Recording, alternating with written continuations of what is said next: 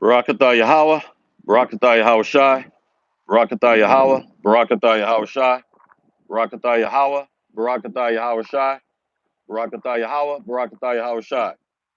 All praises be to the Most High Yahweh in the name of His Son and our Savior Yahweh Shai. Much respect to the brothers doing the work and that are pushing this truth in sincerity throughout the four corners of the earth. And salutations to the hopeful elect and the confusion of faith that are scattered abroad. Double honors to the elders and apostles of Great Millstone. Shalom, brothers and sisters. The name of this lesson is Two Nations Are in Thy Womb. And so I'm going to go into a historical and biblical breakdown of this eternal battle between Jacob and Esau.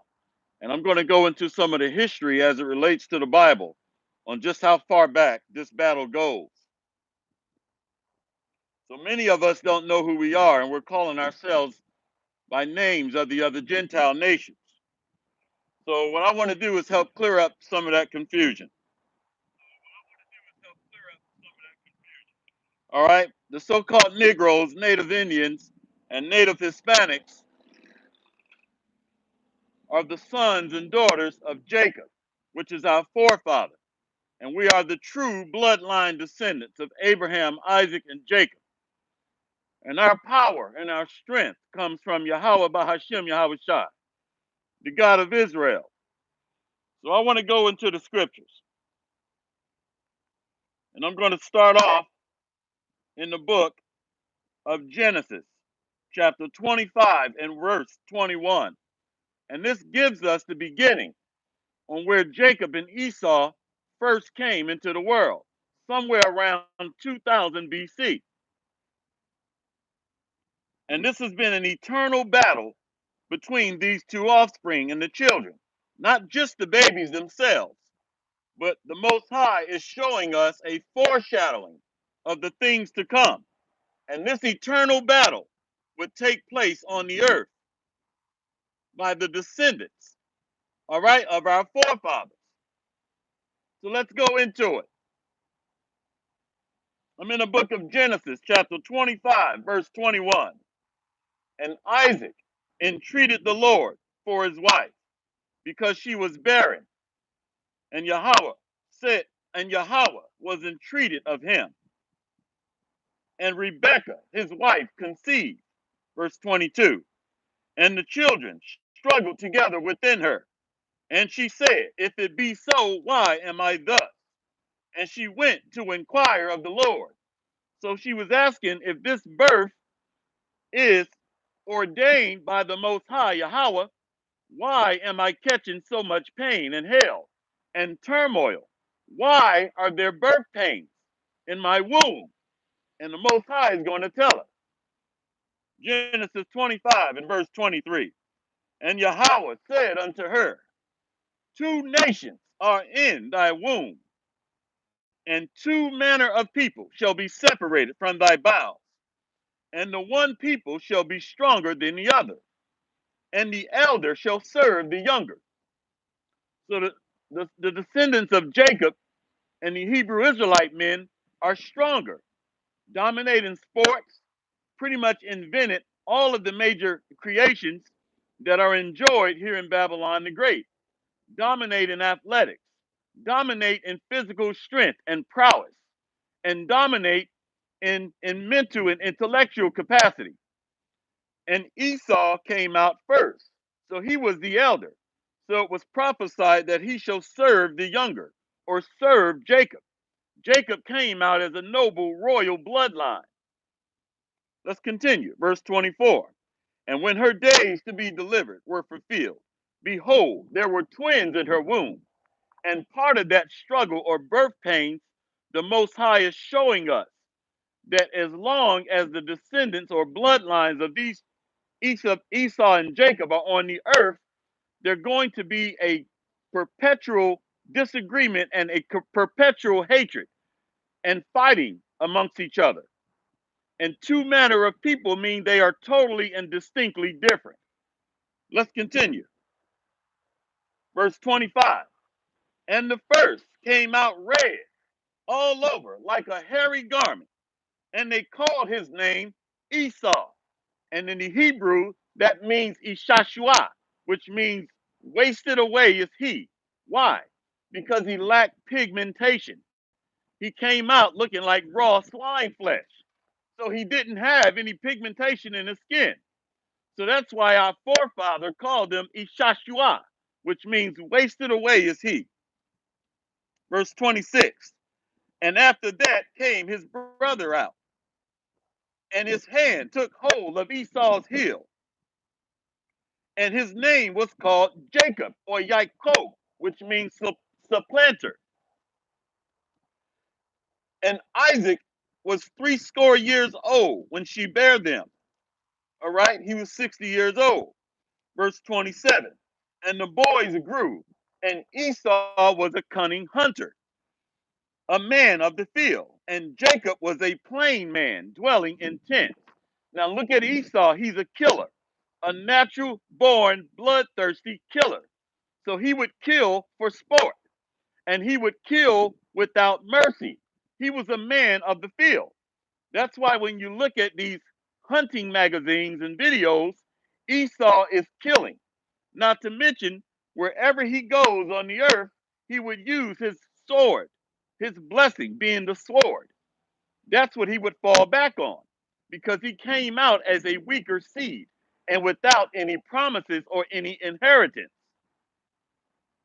And our forefather Jacob or Jacob dwelled in tents. He was a plain man. That means he was righteous. All right? He was pure and innocent and wholesome. Let's go to Genesis 27 and 37. And Isaac, and Isaac answered and said unto Esau, Behold, I have made him your Lord, and all his brethren have I given to him for servants, and with corn and wine have I sustained him. And what shall I do now unto you, my son? So Esau was looking for a blessing because Jacob got all of the promises and the inheritance. And Jacob would be established on the earth as a royal bloodline for rulership. Verse 38. And Esau said unto his father, Hast thou but one blessing for me, father? Bless me, even me also, O my father. And Esau lifted up his voice and wept because Esau knew that he would be a servant in the last days. This is a future prophecy. Not to mention, he also served during King David and King Solomon's time. King David would drive the Edomites into the Caucasus Mountains or the caves. They would be driven into the clefts of the rocks. Not just the Caucasus Mountains, but also Mount Seir, which is the original homeland of Esau Edom, Mount Seir. And of course, when Esau Edom arrived at Mount Seir, they drove out the original inhabitants, which were sons of Ham, or Hamites, who we would call African today. All right, let's go to verse 39. And Isaac his father answered and said unto him, Behold, thy dwelling shall be the fatness of the earth, and of the dew of heaven from above. So Esau Edom would eventually gain rulership on the earth and would inhabit all of the precious lands and all of the great lands and resources on the earth. So for a moment in time, he would rule. Verse 40, and by thy sword shalt thou live, and shall serve thy brother. And it shall come to pass, when thou shalt have the dominion, and thou shalt break his yoke from off thy neck. So they begin to break loose of the reigns that King David and King Solomon had over them. And they begin to slowly come out of the caves or out of the clefts of the rocks. And they begin to slowly begin to use their blessing being the sword to try to reestablish a stronghold on the earth and to try to thwart Bible prophecy, not knowing that the Most High had a plan. Because 2nd Ezra 6 and 9 tells us that Esau is the end of the world and Jacob is the beginning of it that follows. So we got next. All right, let's go to verse 41. And Esau hated Jacob because of the blessing wherewith his father blessed him. And Esau said in his heart, the days of mourning for my father are at hand. Then will I slay my brother Jacob. So all throughout history, the sons of Esau would be looking to slay the sons and daughters of Jacob, the so-called Negroes, Native Indians, and Native Latinos. And they would use their blessing being a sword, which is bloodshed, to conquer lands and to enslave the peaceful and the righteous sons and daughters of our forefather Jacob. Verse 42.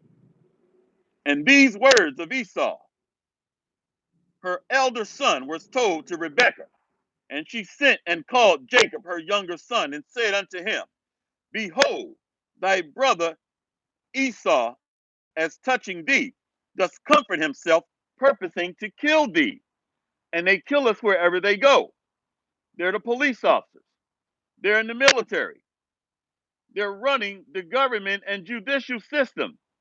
And they're using violence in order to keep the sons and daughters of Jacob subservient to them.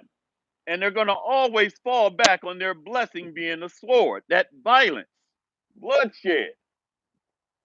Let's go into the history of how these sons and daughters and how the sons of Jacob would always be warring against the Edomites and the sons of Esau, Edom. Let's go to 1 Kings 11 and 14. And the Lord stirred up an adversary unto Solomon, Hadad the Edomite. He was he was of the king's seed in Edom. So Esau, Edom would begin to establish their own royal leadership on the earth. And Genesis chapter 36 says Esau is Edom. They are red. They are the modern day dukes, the so-called noble royal bloodline on the earth today. They still call themselves the dukes today on the earth. Let's go to 1 Kings 11 and 15. It came to pass that when David was in Edom, and Joab, the captain of the host, was gone up to bury the slain, after he had smitten every male in Edom. That just means that he put them under their control. They went into captivity. Our forefather and King David was able to put these cave beasts in check and put them in captivity. Because if you let them out, they're going to spray the air with chemtrails. They're going to put poisons in the food and create GMOs. They're going to create poisonous vaccines, and they're going to create Planned Parenthood birth control clinics and poisonous vaccines that give our children autism and all types of sickness and disease. But at that time, King David was able to put these cave beasts in check and drive them out into the wilderness in desolation, into the clefts of the rock. Let's go to verse 16. For 6 months did Joab remain there with all Israel until he had cut off every male in Edom. They went into captivity and bondage. All right. This is helping to fulfill that prophecy where our forefather Isaac said that you shall serve your brother Jacob, that he made Jacob your Lord. And Esau, Edom turned candy apple red because they didn't get the birthright to rulership. And they sold their birthright to our forefather Jacob or Yaakov. So Esau created a term and called our forefather Jake the snake. That's where they get that term from. But it was the Most High's will the entire time. Let's go to 2 Kings 8 and 19, showing the children struggling together. This was foreshadowed in our foremother Rebekah's womb, that the children struggled together in the womb, showing that they would always be at odds against one another. 2 Kings 8 and 19. Yet Yahweh would not destroy Judah for David, his servant's sake, as he promised him to give him always a light and to his children. Verse 20. In his days, Edom revolted from under the hand of Judah and made a king over themselves. So these cave beasts begin to try to break the yokes of the bonds that was on their necks, and break the yoke of their own captivity and servitude. And they would fight in order to tilt the scales and try to thwart Bible prophecy. They would always fight for dominion and rulership by falling back on their blessing being the sword. Verse 22, Edom revolted from under the hand of Judah unto this day. And then Libnah revolted at the same time. So we would always be at war with cave beasts, constantly. This is an eternal and mortal enemy. That's why Deuteronomy 28 and 68 says, you shall be sold unto your enemies, not just Esau, Edom, but also the sons of Ishmael, the Ishmaelites. All right? The sons of Moab, the Moabites, the sons of Ham, the Hamites, or so called Africans. Psalms 83 said they all conspired together against us with one consent. They are confederate against us. Why? Because we got the birthright to rule the world. Psalms chapter 2, verse 7. I will declare the decree. Yahweh have said unto me, thou art my son, and this day I have begotten thee. Ask of me, and I shall give thee the heathen for thine inheritance, and the uttermost parts of the earth for thy possession. Thou shalt break them with a rod of iron, and thou shalt dash them in pieces like a potter's vessel. The men of Israel are going to become mighty men and going to subjugate all of the other nations underneath the men of Israel. And they're going back into their natural order, being underneath the Israelites in the kingdom to come. Psalms 2 and 10. Be wise now, therefore, O ye kings. Be instructed, ye judges of the earth. The Israelite men. Serve the Lord with fear and rejoice with trembling. Kiss the Son, unless he be angry. What Son? Yahushua, Hamashiach, our Savior, the King of kings and Lord of lords. And the men of Israel are the kings on the earth. That's why in Psalms 82, verse 5 and 6, he says, I have called you gods. All right, lest he be angry, and ye perish from the way, when his wrath is kindled but for a little. Blessed are they that put their trust in him. Let's go to Acts 1 and 6. This is going to tell you who the kingdom of rulership is for. In this one chapter right here, Acts 1 and 6. And when they therefore were come together, they asked of him, saying, Lord, wilt thou at this time restore the kingdom unto Israel? So the disciples thought the kingdom was going to Israel at that time. We were serving underneath Roman cave beasts, Edomites. So we thought Yahweh Shai was going to take them down at that time. But it wasn't time. He came meek and humble. And he only came at that time to shed his blood and be the sacrificial lamb for Israel. Let's go to Jeremiah 51, verse 19. The portion of Jacob is not like them, for he is the former of all things, and Israel is the rod of his inheritance. The Lord of hosts is his name.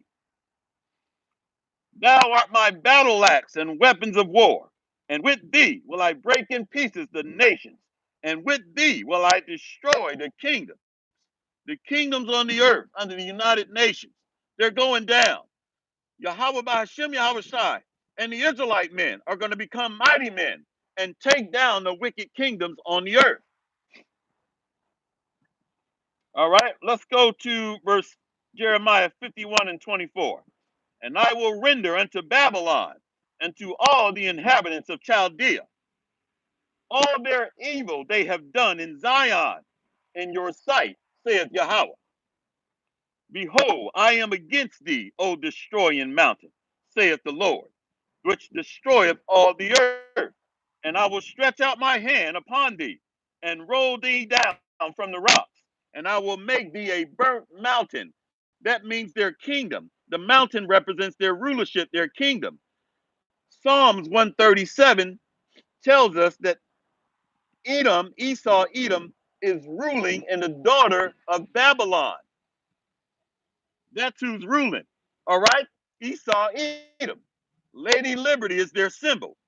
That's why it tells us in Psalms, chapter 137, read verses 7 through 9. Remember, O Lord, the children of Edom that dwell with the daughter of Babylon.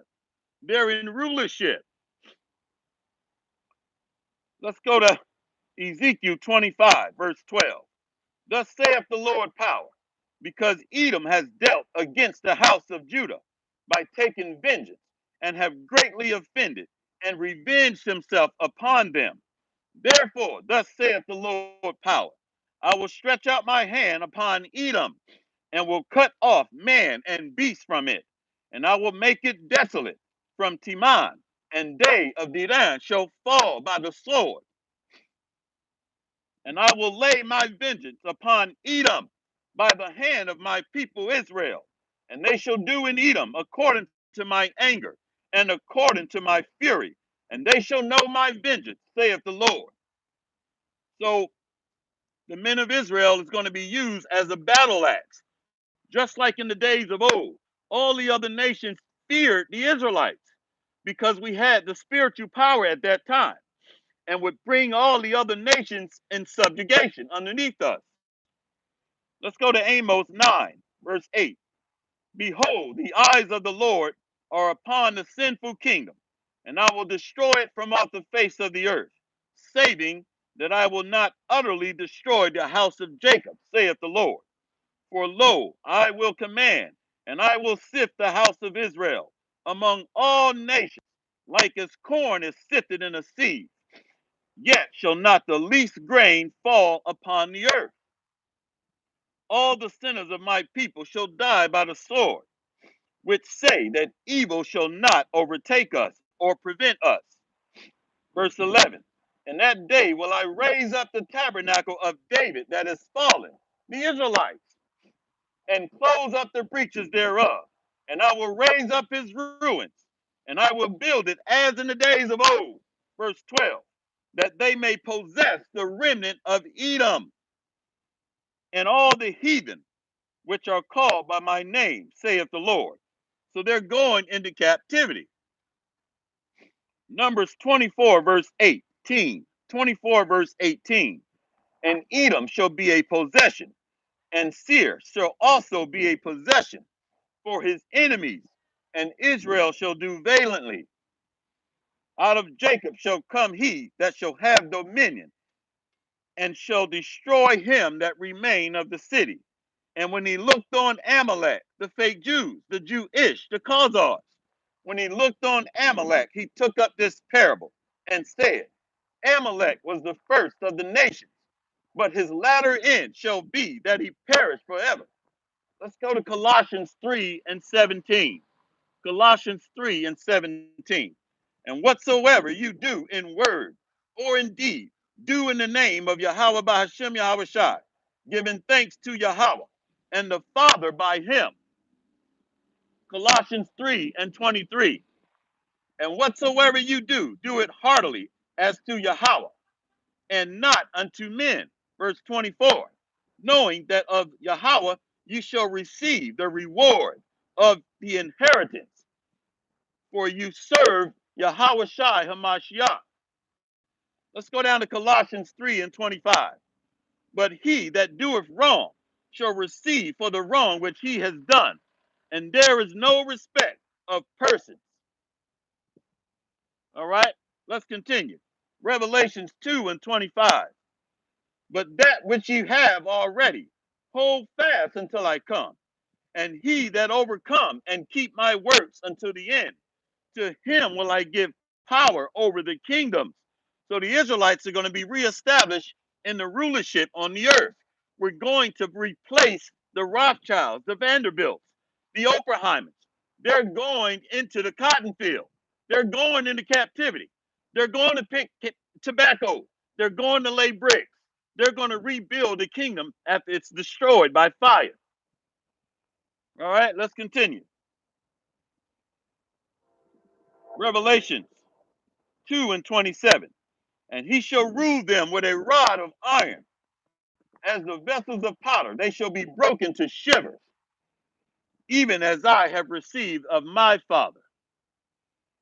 All praises be to the Most High Yahweh by Hashem Yahweh Shai. Let's see what scriptures we got. I know there were some scriptures being shared. Nope. So somebody did share, though, Genesis 25 and 25, that the first came out red all over like a hairy garment. And they called his name Esau, Ishashua. Wasted away is he.